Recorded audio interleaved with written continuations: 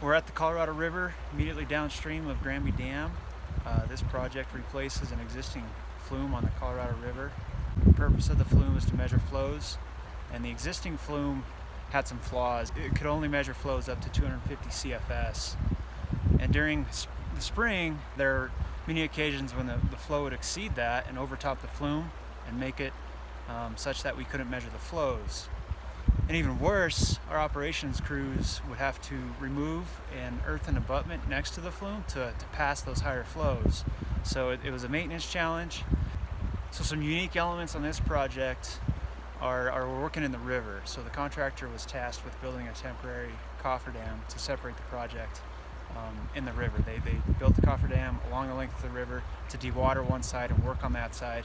And when they finished work there, they flipped to the other side and dewatered the other side of the cofferdam. So it was challenging working in the river from that aspect. We also had to monitor turbidity levels and make sure we didn't make the water too dirty for anybody downstream of us.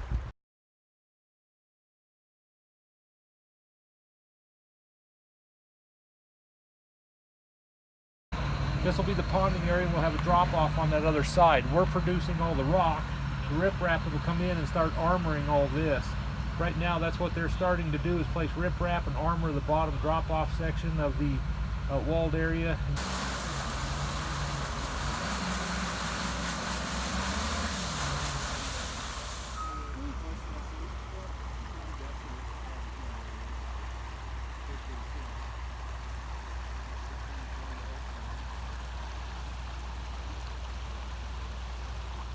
And this project removes that flume and replaces it with a grade control structure that allows us to accurately measure flows from 20 CFS clear up to 3,000 CFS.